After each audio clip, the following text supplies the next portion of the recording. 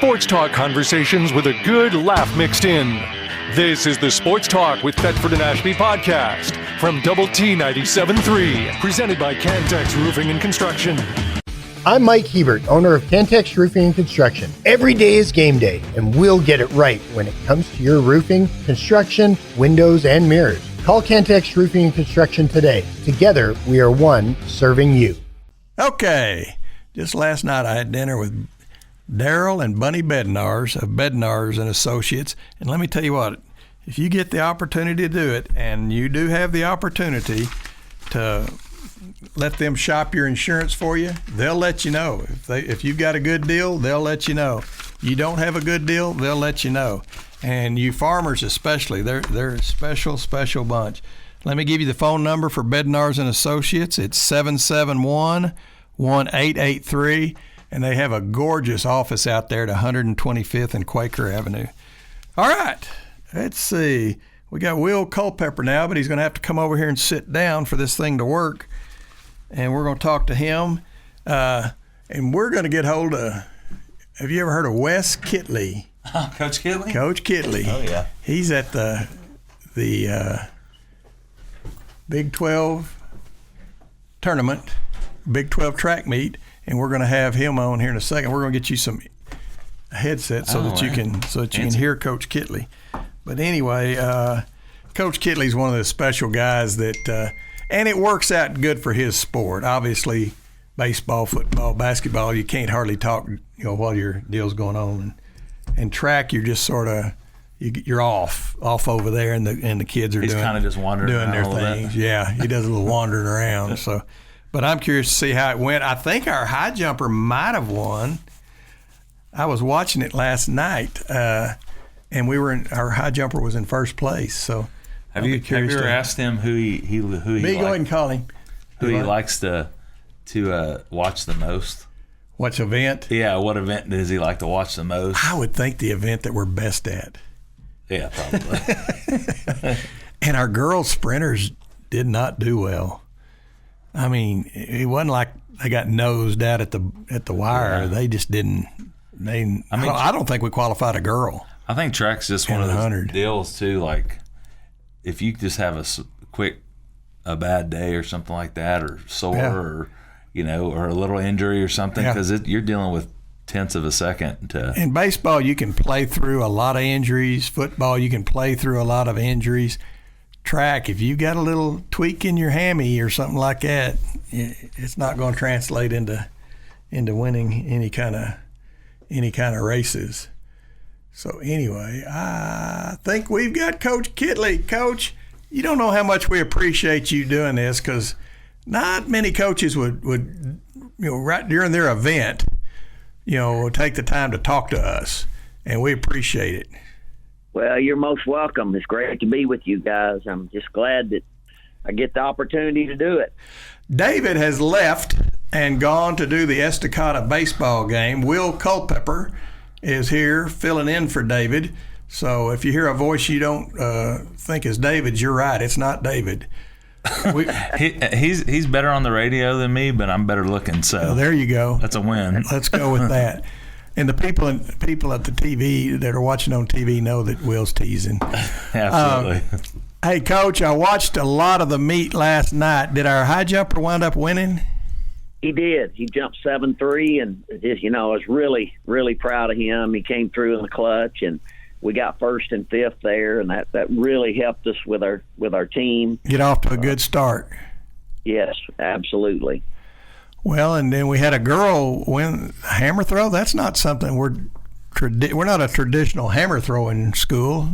No, actually, that's the first Big 12 champion in the hammer. We've been second several times, but Shelby just on her first throw, broke school record. She broke it before, but she broke it almost on every throw, and just had a really great series and got us started good there on the women's side. Well, let's talk women first. We'll put ladies first. I watched the 100, and we did not do well at all. Was that expected, or was that sort of what we were expecting? Yeah, we've had some injuries there, and I don't want to belate that. That was not going to be one of our big point getters. Okay, good. We were hoping she would make the final, and she didn't, but she's in the 200, and that's her better race. But we've just been, we're really a good team. We're spread out with 21 events. BYU is who we're battling, both in the women and the men. And, I mean, it's going to be down to 2 or 3 points today. I mean, we've got to have a really good meet, but we've got the discus women and we've got the triple jump women, and those are real big events along with our women's hurdles. Those are 3 big keys. Now, we've got to score in other things, but we've got to score a lot of points in those 3 events. And so I think if we can do that and then just get nickel and dimes along the way, and we're going to put ourselves at least in a chance to fight for the championship. Well, and it seemed like BYU is good at like the races nobody would want to run, like 15,000 meters or whatever. Steeplechase. They got 4 in the steeplechase last night in the girls and guys. So they're very good. In fact, the Olympic silver medalist was a BYU grad in the last Olympics. Wow. But they've kind of been known for the steeplechase. And distance, they're really good in distance, but they've got a good team. I mean, those kids are a little older. They do their mission, then come back and start school when they're 20, and so they're 24, 25 years old, and about 10 kids on the team are married to each other. They're just mature. They're not like most college kids, and so they got a good team, both men and women. We talked about this at dinner last night. We're actually watching this up at the Fancy Country Club. We're watching your track team, and we talked about the steeplechase. And I said, I can't believe Trump hadn't done away with the presidential deal of doing away with the steeplechase, because on a track you got to build all that stuff into a track just for one race that nobody really cares about. Or I'm not going to say nobody. Their parents care. Yeah, for sure. But. And the people that run it care. But it's an event that I think we could do without and not have to mess up the track to have it. I can't lie that I enjoy watching that one, because there's usually a train wreck when they come off that hurdle into the water. And there's usually somebody, 1 or 2 people that just bite it. So okay, it's like a car race. Yeah, or what's your thoughts on the steeplechase? It's a unique event for sure. Yeah, it is a unique event, no doubt about it. Are you a big steeplechase guy? Well, I mean, I like them all. Our girl got 7th, and our boy got 6th. So we had 2 steeplers that scored. Wow! So I'm hoping, when we get to the end of the day, I'm hoping those 3 and 2 points make a difference. So even though it's not, maybe our main thing, my philosophy is to try to have something in every event, because you never know year to year what's going to be strong and what's going to be weak. And so that's just the philosophy that I've tried to build this program with. And we've got 10 chances to score to their 6 in both the men and the women, and theirs are loaded in the distances, and ours is kind of spread out. And so it's just a different philosophy, but they're at, in the mountains at 5,000 feet, and that's distance, and that's kind of what they do. Yeah. That's sort of their thing, isn't it? Well, and we can talk more about what I want to ask you right now, but you talk about being good at a lot of different things.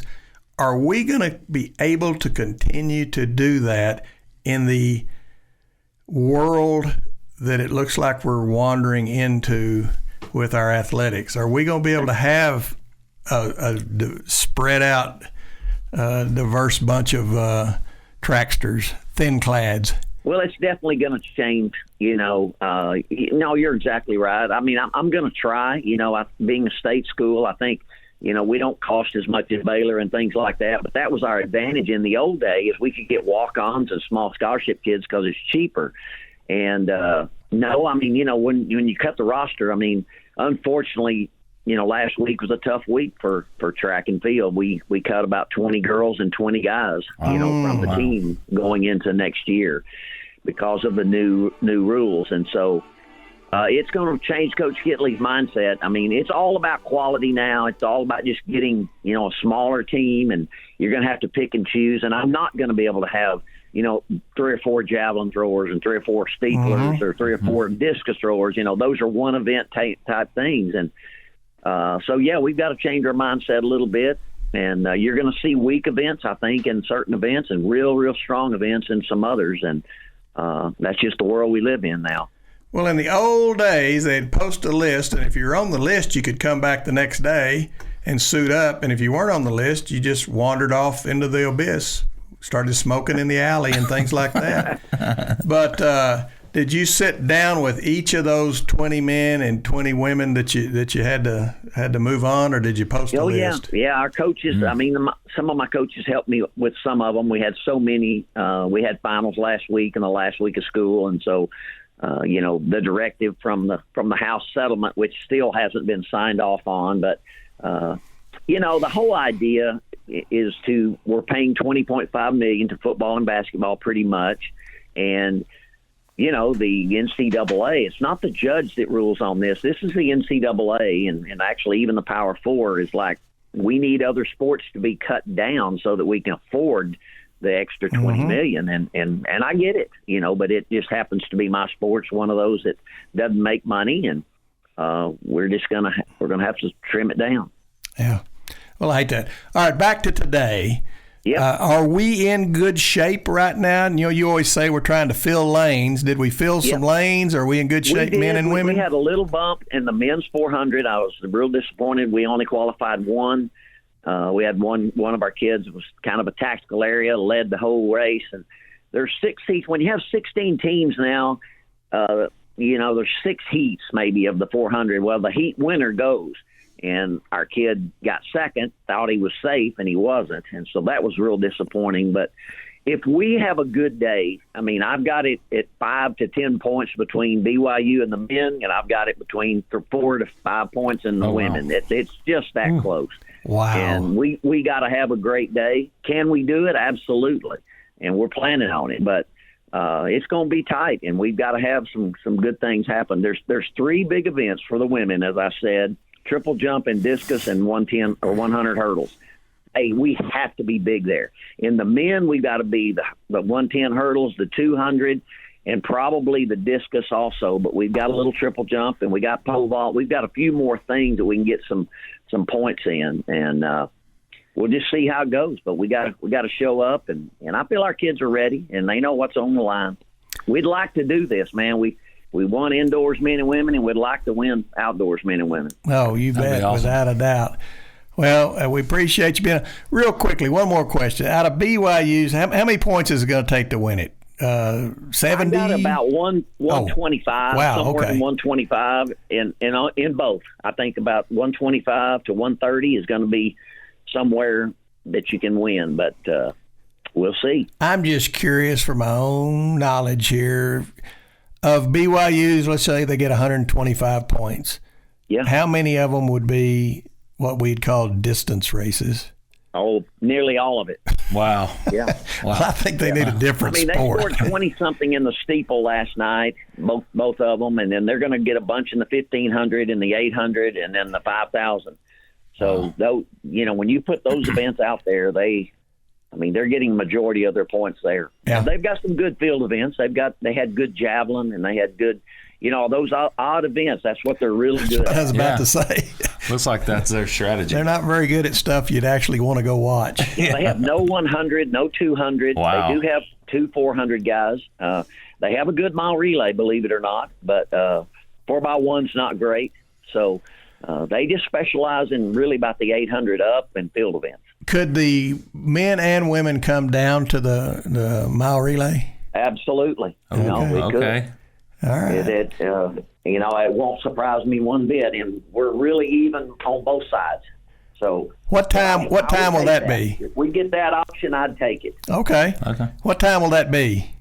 We start the meet at 5:00, and I believe the 4x4 goes about till, I think it's 8:40 or something right when it goes off. So it's about 3.5 hours of running. It's not like one of those middle school meets that about 10 o'clock at night people. Yeah. All right. No, it's not that bad, but it's a long day because you got finals and everything today. Yeah. Yeah. Without a doubt. How is Kansas as a host? Oh, they really put on a good meet. They really have. It was really windy yesterday, and it made it really tough on everybody.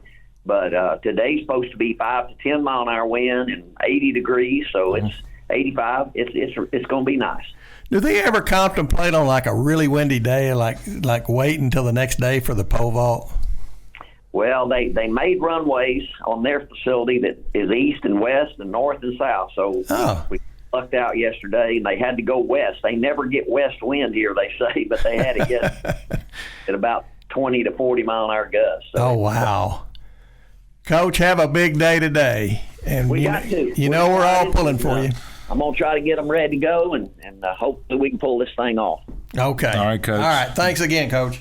Appreciate you guys. You betcha. Guns up. All right. Coach Wes Kittley. And you did the Guns Up. What's the other one? Guns Up and Wreck 'em. I'm not sure that we're going to be able to Guns Up for many more years. I'm going to keep doing it. So. I know we're a ornery bunch down here and don't want to be told what to do, but I'll be curious if in 5 years we're still Guns Up. And yeah, we'll see. I hope we are. I appreciate you coming in. Yeah, thanks for having me. Once again, it's Will Culpepper of the Double T Varsity Club. And y'all got lots of stuff going on. We got lots of stuff going on all the time. Without a doubt. In fact, last week we talked about the fun we had at the Jess Styles golf tournament and all. How many people turned out for that? Well, we maxed out the golfers, so that was 144. But then I think we had another 35 former players from different sports, mostly football, but we're out there on the golf course riding around, having a good time, and getting chaperoned, and I was babysitting a lot of people. Yeah, you would have to on a deal like that. Yeah, for sure, without a doubt. Yeah, I've heard a couple of good stories of guys that really had a good time. yeah. We curated an award for that person this year. Oh, did you really? Yeah. Is he the one that took the car head on? No, that was. I think that was before my time. But he shows up now, and he's he doesn't do as bad as he once did, I guess. Okay, well, that's good. None of us do. No, for sure, without a doubt. All right, we're going to talk more about the Double T Varsity Club, about things going on out at Tech, and actually we're going to talk to Greg Sands also, and so we'll talk to Greg Sands right after this break. Sports talk conversations with a good laugh mixed in. This is the Sports Talk with Thetford and Ashby podcast from Double T 97.3, presented by Cantex Roofing and Construction. Anyway, what reminded me of Johnny O is Plains Capital Bank. Talked about First Bank and Trust when James Arnold was in here. They and Plains Capital were the very first two advertisers on our show 16 years or 15 and a half years ago, however long it was, years ago, and they both wanted to be the only bank. And we told them, well, neither one of you can be the only bank, but you can both be banks. And Plains been with us ever since, and we certainly appreciate them, without a doubt. And then I thought you might be a good person to talk about Las Brisas, because Tech Athletic Department at Tech Athletics does lots of stuff out at Las Brisas. Because if you're wanting to impress somebody, that's where to go. And the athletic department's is in financial shape now that we can impress people. For sure. Las Brisas is oh man, it's great. In fact, I was out there a couple last week, and you see recruits, you see coaches, you see. I mean, I think all official visits they take at least one of the nights out there, and food's great, and the people are great, the owners are great, and all of them give back to Tech. Atmosphere is great. You got Dougal Mark and Buddy Beach, and Shaggy and the whole group out there. Okay, we've got a special person on the show now. You get to be special another year, Coach, because you qualified for the championships. Well, I appreciate you guys, saying that I'm special, but don't pump my head up too much. We're just trying to keep it day by day here. Well, you're 3 strokes away from being just another coach, but y'all got a chance at greatness. Do we have a chance? Let's put it that way. How many teams are there? 30? 30 teams. It's a crazy format. And you see how golf can vary from tournament to tournament. Jonathan Vegas is leading the PGA, and a lot of people probably never even heard about him. But he's we're going to have to play good. But the good news is we've got our senior leader playing good. That was his best event this year. He had high expectations and didn't really handle those expectations very well this year. He was all the way up to number 5 in PGA Tour University. So, playing with that kind of pressure he didn't handle that well. He had kind of admitted that in the last interview he did, and so we found some things that are started working for him, and he darn near won the regional and really carried us, and that's the guy that we had that we had last year, the guy that made it all the way to the British Open and was the low amateur there. And so, I think that's the biggest piece we were looking for, and that's starting to come through. So, all of a sudden we're not just a nice 23rd ranked team in the country. We're a team that could make that top 8. Once you make the top 8, anything can happen. Yeah, it gets interesting then, doesn't it? Yeah. And you're talking about Colin Scott, right? Yeah, exactly. Yeah, and this will be his last go for us. Is that right? It is. It's his last go around for us. He's a senior. Well, they don't have any cousins or... We got 2 out of the deal, but he's the last one that I know of that's that good. So we'll count our blessings on that one. Well, I guess it's been a good run with the Scott boys. Yeah, it sure has. They've been a joy to coach, and very talented family. Their dad was a pro and got him into golf at an early age, and it's going to be hard to not have. I'm sure they'll be still running around here from time to time.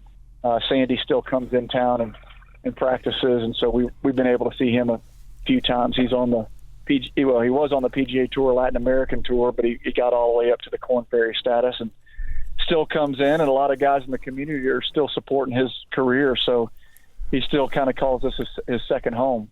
Yeah, sort of like a Ludwig. Yeah, exactly. He still comes back quite a bit, doesn't he? He does. He came back a little more when his girlfriend was still in town, but now that she's with him, we've only seen him a few times. But he still loves coming back and being involved and giving back when he can. Well, we just had Wes Kittley on the show, and he's at the track meet, up there in Lawrence. And I asked him, and I'll ask you, is this new world that we're wandering into with athletics, where the budgets are getting sort of trimmed down and things like that, how is that going to affect golf? I mean, the number of athletes and things like that. We've been operating with about 9 guys on our roster anyway, so that's not going to hurt us too much because we're going to be at 9, maybe 8 as time goes on. That won't hurt us, but it is a new era of NIL, and that's definitely crept into the recruiting, even in golf at a lower level than you're seeing, obviously, the football and basketball kids. But, we are seeing some of that, and so, we've had to pivot and try to figure out how we can get some packages put together for these kids and recruits, and especially the portal being open. We've got 2 or 3 kids that we're recruiting in the portal that we've had to put together some NIL deals through the Matador Club. So, yeah, it's interesting. You really never would have expected you're going to be doing the things you're doing, but if you don't pivot and change and act like you like it, then you're going to get beat. And so we've tried to do that, even though I don't necessarily agree with it. I try to at least embrace it and do the best I can. Is this going to affect y'all? Because y'all, I thought, man, I'd love me some golf if I could travel like those guys get to travel. Are y'all going to be, more like playing in the Paducah Open instead of over in Maui, or is it going to affect that any? No, we, Kirby's done an excellent job of really helping everything stay the same. And, we are having to tighten up a little bit here and there, but he's done a great job of allowing us to still go out and recruit, allowing us to still go travel to the places to keep competitive. And, of course, things can start to move that way, but it certainly feels at least things have settled down. The school has been very invested in keeping things as close to normal as we can with our operation budgets. So far so good, but yeah, it does feel like that things could change in that space down the road, but at least right now we feel like, we've navigated everything well. The university is helping us out with the $21 million, if you will, the $21 million, I guess it's kind of almost like a salary cap's what it feels like, but those things, everybody's pitching in to keep Texas Tech relevant. And I think you've seen a lot of people step up to the plate, whether it's Cody Campbell or Dusty Womble or John Sellers. All those guys have seen an opportunity for us to really kind of be the big man on campus, so to speak, or really the top of the Big 12. And so I feel like we're really about to maybe get in a new era of Texas Tech athletics with what basketball and football have done. That's helped us, even recruit, and we've been able to point toward the support that those two sports in particular are getting, and the momentum they have is something that we can take and use ourselves. Well, I think you probably noticed that David's not talking much. He went to do the Estacada baseball game. Will Culpepper, head of the Double T Varsity Club, is here taking David's place. You got a question? Yeah, Coach. I've been in this role 18, 19 months. I think we've had some golf guys back, but just comment on, Ludwig's come back a few times and come during football game. What's it like getting a guy like that back, and what does it do to have him around your team and recruits as well when they come back, knowing Sure. that he comes back? What's that do for you? Well, it's when you're telling the story, when you're recruiting of how you can develop a player, the story's a little different before him than after him. Mm-hmm. And, especially in Europe, those kids know, that they know about Texas Tech. They know about his quick rise and how prepared he was to make the jump from college to pro. And so you can tell that story and not just be dreaming. You could tell them, hey, we've had a success story that no other programs had, certainly in the recent history. And so, it's the gift that keeps giving. Yeah. You can tell that story. You can he's been able to reach out to some of the recruits and say, hey, this is what I've liked about my time here at Texas Tech. And it's been not only a great asset to tell a story, but then he comes back and has been helpful for our team too.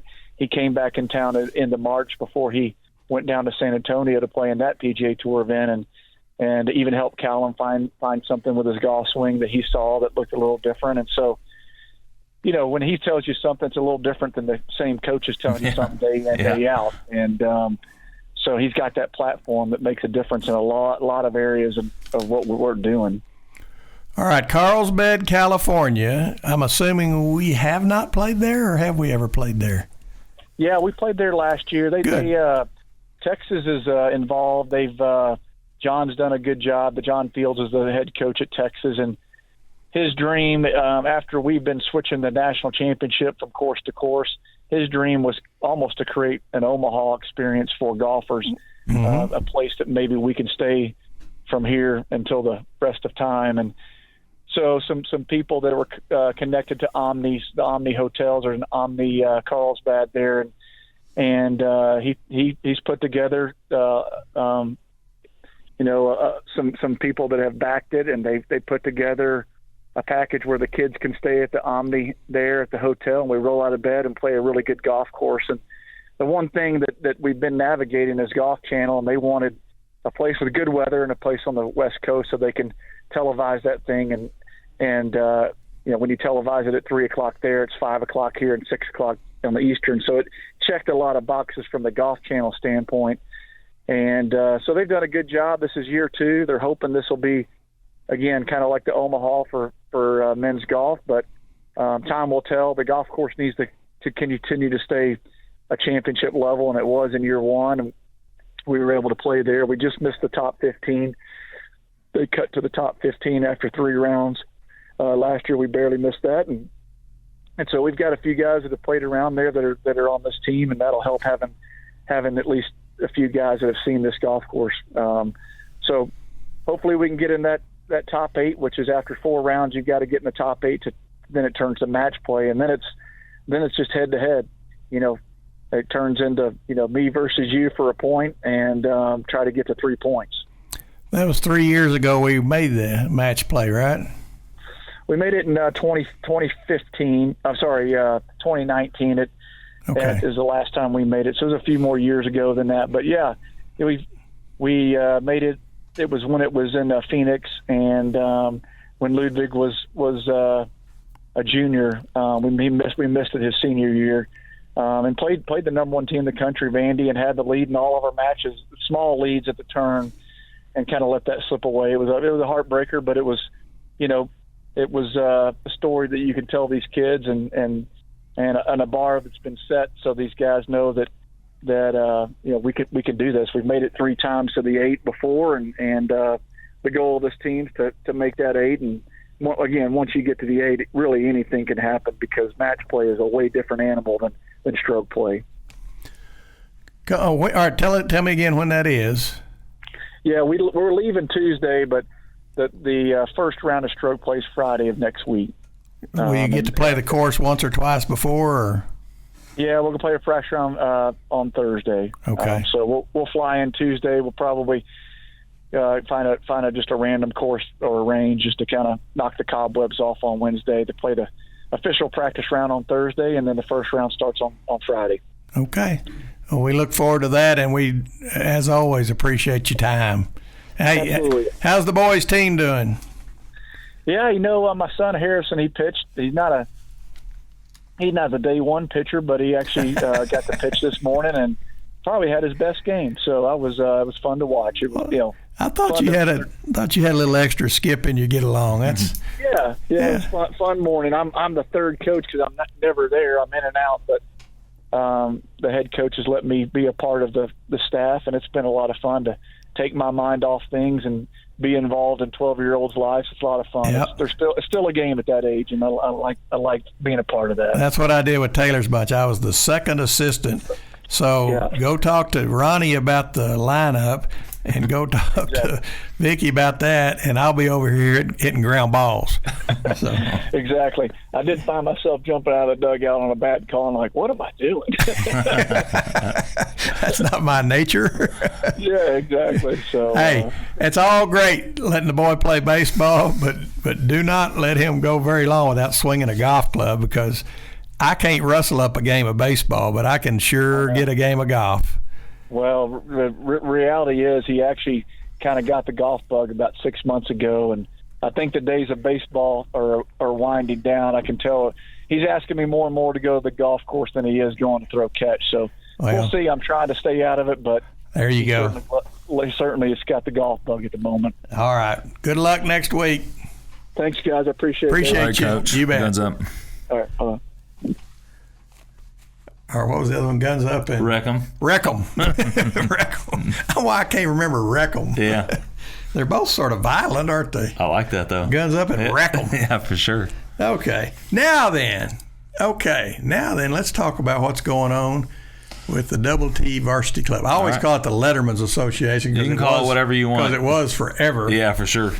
But all right, what's going on over there? Well, we have this week.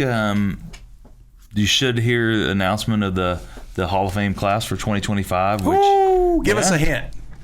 Are they all athletes? All really good athletes. All good athletes. Great teammates to all their sports.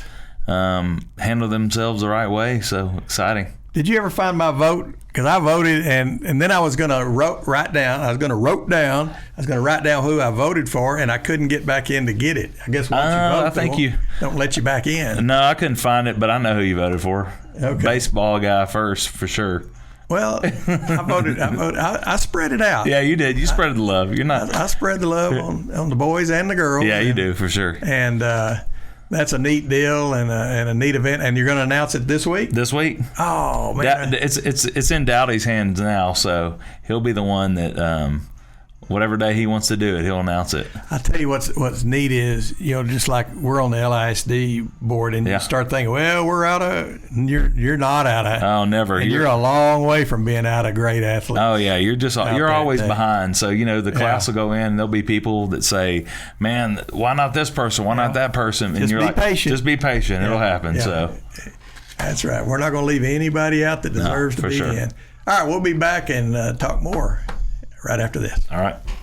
Sports talk conversations with a good laugh mixed in. This is the Sports Talk with Thetford and Ashby podcast from Double T 97.3, presented by Cantex Roofing and Construction. And also, I want the Midland and Odessa people to know we just talked about Lubbock truck sales up here in Lubbock.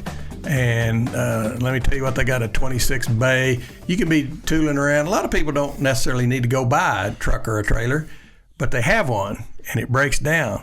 Well, they'll come out, and there are not many people can come out and drag you in and fix you up. But Lubbock Truck Sales is. Now, Red Raider Club out there, Andrea, Tyree, and all that bunch. Cam and Kevin, good them. Folks. Yeah, I'd say, Brian. Brian, Carrington, Carson, Tommy. I can't forget Carrington. Zach, there's a bunch of them over there. So, no, I think Red Raider Club, just the importance of giving back to Texas Tech athletics and what it does for student athletes and facilities. You just see the change there, and a lot of people, talking about Matador Club, but Red Raider Club is when you give, don't think that your $50 or $100 a month doesn't make a difference. It does. And, I'm a former player that walked on and got a scholarship, and I'm thankful for all the people of the Red Raider Club that supported my scholarship and the nutrition. And even then, it wasn't as good as it is now, but just very thankful for all the support for the community and all the Red Raider fans. So it's just a blessing to have those people support. So I admire guys like you, my son-in-law Tanner Foster down there in Midland, that went out there, walked on, got after it, because it ain't it. I'm gonna say it might even be tougher for walk-ons, but it's at least as tough. Yeah. And he sort of had the same trick you did, and I admire that. And I think I missed one practice because I had 103 fever. But a few years after I played, I was having some like plantar fasciitis or something in my feet when I was running, and I went and got X-rays, and I had broken ankle, bone fragments in my feet, bone chips on my ankle, bone spurs, and they were like, "Well, when'd you do this? And how long were you out?" And I'm like, "I didn't. We weren't out. We didn't get out. You played through that, so it's just part of it, Well, and there's how many of your old buddies are just in absolutely pristine condition? Oh, none of them. Not a darn one. But my knees are good. My ankles and feet still. I have some. My knees are good. My back's fine, and I still can swing the golf club. Some. How about your head? No, I'm good. How's your head? I don't know. Ask my son. It's pretty good. Yeah. My wife, some days my wife thinks I'm good. Some maybe not as good, but no, I'm good. All right. Tell us, y'all have got a deal going with mental health out there. Yep. With speaking of your head. Yeah, for sure. Tell us what y'all got going out there. Yeah, so last year, in fact, Texas Tech, we're hosting the National Letter Winners Association Conference this year, but last year I went to that. Wait a minute, that's a big darn deal. It really is. Now, how did we get it? And let me tell you what, they don't go to the worst school and do that sort of thing. We've got to be sort of elite. Yeah, so Texas Tech has hosted it before. It's all the letter winners associations in the country go to one place in the summer, and you discuss, everything that, things that can help former players and letter winners and their programs and what they're dealing with. And so it was in Boulder last year, and it was supposed to be at Tennessee, and they backed out because of construction, and they messaged us and said, can you guys host it again? We see your facilities online. And so obviously I talked with the athletic director, the associate athletic director, Andrea, and she got it green lighted by Kirby, and everybody was behind it because it's an opportunity for us to showcase our facilities. And so we do everything in our facilities, and we will talk about how do you make letter winners and former players give back financially or get them involved. The mental health subjects come up, and I'm going to be part of that panel. We'll talk about what's going on with the transfer portal and how do you treat letter winners that are there 1 year or 2 years and leave. And so those are all kinds of topics. That's going to be interesting. Oh, yeah, because some universities, you letter and you get everything. Some you don't. And, I think we talked about this one time when I came in. You mentioned some former player that transferred, and, would we open arms and welcome them back? And I treat them as they're part of our family no matter what. And I think it all depends on how they leave. Yeah, well, and I think if they come back and they're like, we want to be a part, and these are my teammates, I love those guys or ladies, and I want to be involved, we're going to accept them back. So I think, but So, but if they leave and they have disparaging things to say about Texas Tech and Texas Lubbock and that department, then it makes it sorry. Tough. Yeah, it makes it tough on them. I mean, they're going to have to come back and crawfish a little bit and, do some apology tours and stuff like that. So. Well, see, you're such a nice guy. I'm saying I lose their contact information. They ain't going to hear from exactly. us. If they're going to be like that, sorry, see ya. So so going back last year at the conference in Boulder, there was a couple universities, Michigan State and LSU, had started this mental health program, and it's through an organization called the Hope Desk. And so I started talking with the CEO of that organization, and obviously I love our tailgates, I love our Letter Winter Lounge that we have now during the games, and a lot of things, the golf tournament, those are great. But I also helping others, and as an athlete, when you're done, whether you run out in front of 60,000 people or on the court at 15,000 or a few thousand on the pitch in soccer or whatever the course or whatever it is you're competing in, when you're done, a lot of times in life will never have that. And so I'm thankful I had my family, my faith, my best friends, but a lot of former players really struggle with identity. And so this mental health program, it's free for all former players in their immediate family. And it's a concierge line they can call at any time, and a counselor or interventionist will answer the phone. And then wherever you live, they will direct you to therapy, psychologists, therapists, a rehab center. And so how many schools are involved in this? Because it's like a group deal. So we are the first Big 12 team, first Texas university that's in Texas that's doing this. Michigan State, LSU, us. There's a couple others and a few people talking about it. This Hope Desk group also works with the NFL Hall of Fame as well. Okay. We launched it about 3 weeks ago, and of course it's a third party, so I don't ever see any names. I don't see no one in Texas Tech will see that. It's with that group, but I do know that they have gotten calls. Okay. So you'll see that the numbers. I'll just be told that it's. Yeah, you just don't know it's Billy Bob. Yeah. And we're going to have some, we'll post some stuff on social media about mental health and then we'll have some like Zoom calls and different things where people can kind of call in and talk about it. And there's several letter winners that are very passionate about mental health and things like that. Yeah. And you're right, boy. When you've been on the pinnacle, college athletics, maybe you're on a great team, winning team, maybe you're the guy that everybody looks to. Then all of a sudden you're out in the real. Maybe it's because of an injury or something. Yeah. You're out in the real world and you're not the guy. You're just a guy. Yep. It's a big difference, and sometimes that's hard for. Well, think about it this. Some of these players are going to make some money. Then they're going to make this the rest of their life, and that's the psychology behind that. There's a lot going on. So anything we can do to help, we want to do. Okay. So, yeah. And you talk about making money. It used to be you made that money in the pro sports. Now we're making some serious walking around money. Yeah, exactly. On a lot of these guys. And what's your thoughts on that? I mean, you feel like we can't sustain this. I mean, I do think something's coming that's different. And I mean, we've talked about you guys, but I do. I'm glad that athletes make something. I mean, the university makes, without a doubt. They should make something. I think the pendulum swung all the way the other way, and as time goes by, things will come back to the middle. And I'm thankful we represent. And I work for. And one of your buddies. You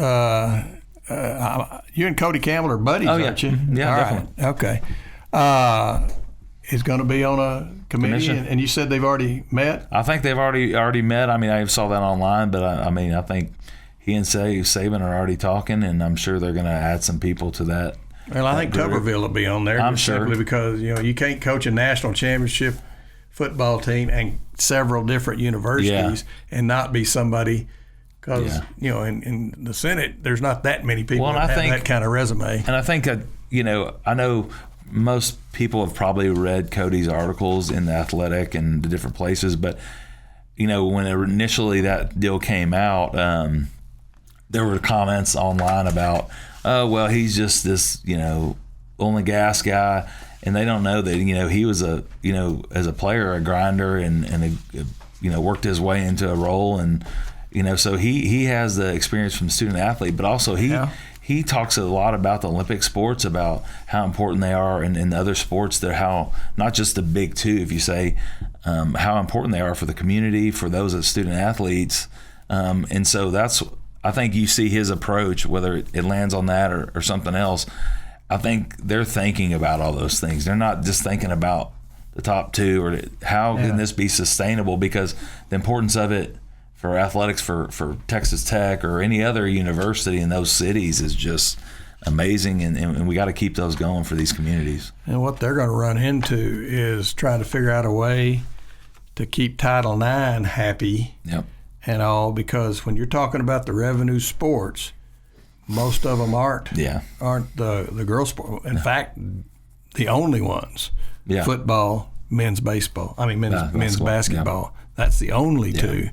And so the rest of them are going to, you got to learn how are we going to deal with this and, I think still make people happy. Something's coming that's going to be better. It's just a matter of when we get there and how we get there. And I think what I appreciate is that I think you've heard them, we're aligned from the top down to everywhere in the university. And I will tell you, because I talked to a lot of letter winners associations across the country, and actually I was talking to Alabama this week because they're coming to our conference. Let's just say that we're fortunate for the leadership of our university.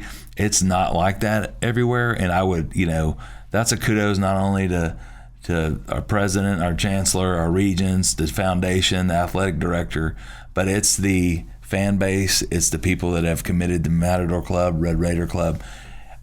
I was talking to the Alabama guy, and he said everybody in the SEC is talking about Texas Tech.